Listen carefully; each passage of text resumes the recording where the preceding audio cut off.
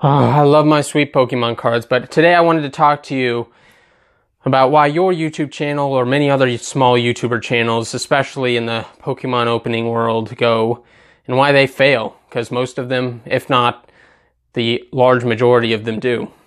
In my 6 months or so of making videos here on YouTube, I have seen so many channels, dozens of channels come and go. You know, they making videos one day and then they just stop, their channel gets deleted. And I've seen new channels come up that make some really good content too. But I wanted to talk about why have I seen so many Pokemon opening channels in particular burn out and fail? Because I've seen a lot of them fail. Honestly, first I wanted to start with a big misconception that I think a lot of new YouTubers make, and that I kind of thought so first when I started out, and that's that you need like a really nice camera to start out. And I don't think you need a $1,000 camera. I think you can use this camera on your smartphone and be just fine. I would suggest a mic. You know, this is a cheap $15, $20 mic. You don't need anything fancy there either. But yeah, you can just, if you have a nice smartphone, just use the camera on that, plug in a mic, and you're good to go.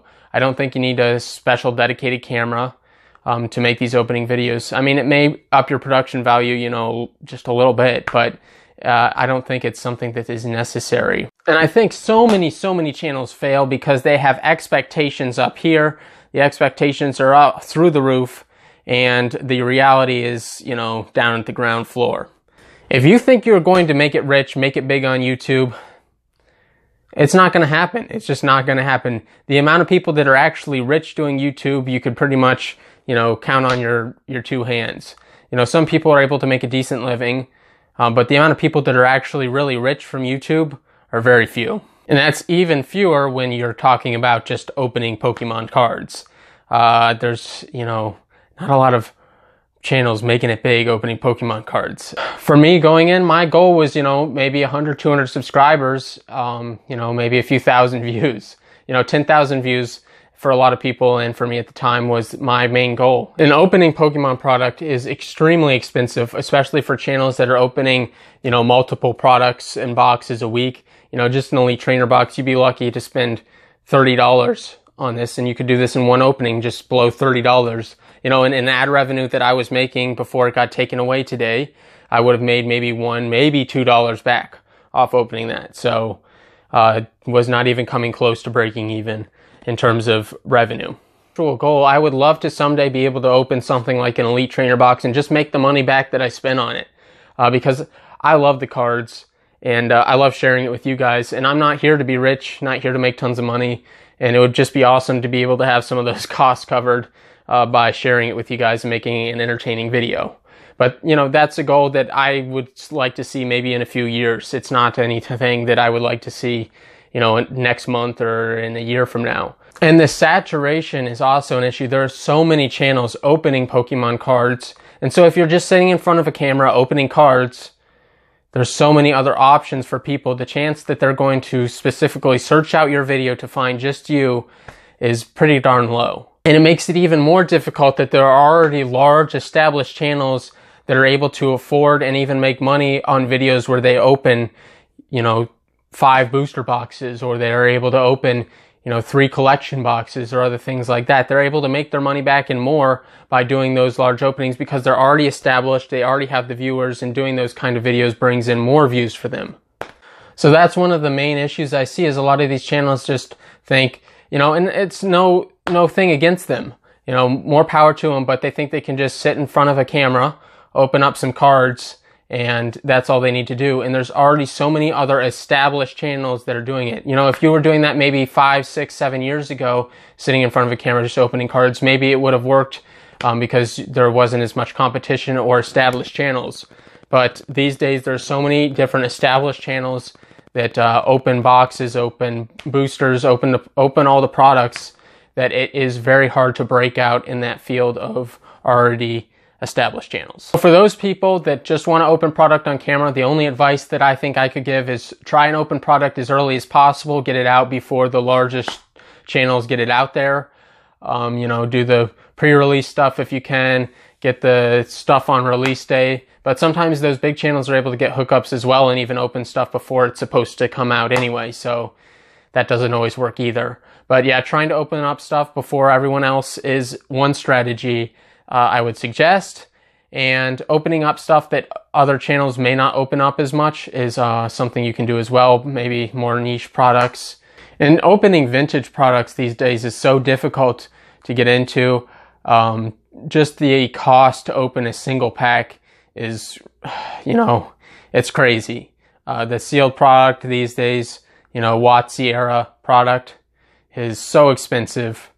To be able to open that stuff, you already need to be established at this point. I don't see any way really that you can, unless you get some extremely lucky video, that you can create consistent content opening, vintage product. And the issues that smaller channels have, because they're already well established, larger channels, are compounded by the fact when you open a small amount of product, 1 or 2 booster packs, no one is going to be that interested in it, just being honest. If you open 1 booster pack, someone would probably much rather just watch a quick booster box being opened rather than just single pack, because the chances of you being able to open up something and actually get something out of that single pack are very low, and it's going to be an uninteresting opening. You're going to have, a reaction. You're going to open the pack, you're going to look at the cards, and you're going to be like, oh, another regular rare. Thanks for watching. And it's so difficult as an opener on YouTube, is when you open up pack after. There has been multiple times where I have done openings and I just haven't posted it because I'm just disappointed. I just can't bring myself to post it. I'll open 3 or 4 packs, get nothing out of it. There's no interesting reactions, and I just don't end up posting it because I don't feel like it's quality, even though it's, the same as my other videos, but I just wasn't able to get lucky and then have an interesting reaction or have a cool card to show off. And that's why it's so difficult with that random chance to make an interesting video, because you don't know what you're going to get. And that's what can make it exciting, but it also can make your videos pretty darn boring if you open up, 3, 4, 5 packs, get nothing, and you're just... Sorry.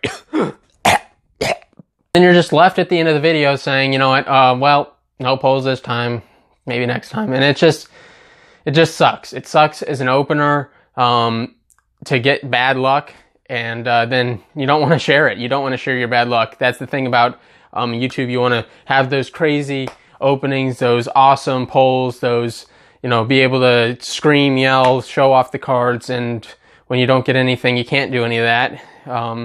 Your reactions are going to be uninteresting, boring, and the video isn't going to be good. So, and that's just the way it goes with the packs. And if you're not opening, tons and tons and tons of packs per video, the chances of you having a reaction or getting awesome cards in every single video is going to be pretty low. You just can't open up product off camera, and that kind of sucks because you really want to, and you shouldn't. And when you do, then you feel a deep regret that you opened up stuff, especially when you get something and you're like, well, I could have opened it up on camera, but instead I got greedy and just wanted to open up off camera. So that kind of sucks.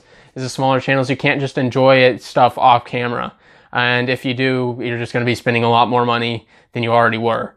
And I honestly feel bad for the kids out there that have grown up in this age, and they see all these YouTubers making a living off making YouTube videos, and they think that that is a viable career path for them or option for them, and it really isn't. The chances of you making it big here on YouTube are like winning the lottery. So I really think that that is why so many channels fail, is that all of these factors together, there being so many large, already established channels, their expectations being way too high, ability to open product, and the amount of cost is so high as well as an entry point, and it just adds up, and people just stop. They stop opening, they just get discouraged or whatever it is, and they quit opening. So I think all those reasons together really add up and create this situation where new channels start